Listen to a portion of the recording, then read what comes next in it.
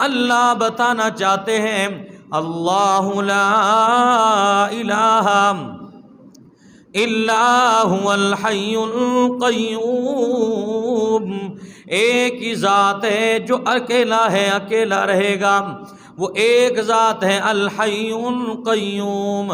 جو ہمیشہ سے زندہ ہے، ہمیشہ قائم رہے گا، اپنے زندہ رہنے میں مخلوق کا محتاج نہیں ہے، اپنی قائم رہنے میں دوسروں کا محتاج نہیں ہے، نہ اس پر کوئی فنائیت ہے، نہ اس پر موت طاری ہو سکتی ہے، نہ اس کو کوئی مار سکتا ہے، نہ وہ زندگی میں کسی دوسرے کا محتاج، نہ رزق روزی میں دوسرے کا محتاج۔ اللہ تو وہ ذات ہے لا تأخذہ سنۃ ولا نوم، دنیا میں ہر ایک پر نیند بھی آتی ہے، جسے اونگ بھی آتی ہے، انسان کھاتا بھی ہے، پیتا بھی ہے، انسان بچے پالتا بھی ہے، پیدا بھی انسان کے ذریعے انسان ہوتے ہیں، خالق ہے۔ مخلوق جس پر صادق آئے گا، مخلوق کا لفظ فرشتوں پر آتا ہے، فرشتے اللہ کی مخلوق ہیں،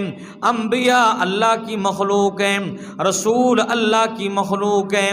اولیاء اللہ کی مخلوق ہیں، علماء اللہ کی مخلوق ہیں، انسان اللہ کی مخلوق ہے، حیوانات اللہ کی مخلوق ہے۔ جس کے اندر بھی اللہ نے روح ڈالی ہو یا نہ ڈالی ہو، جس کو اللہ نے دنیا میں بھیجا، چاہے اس میں روح ہے یا نہیں ہے،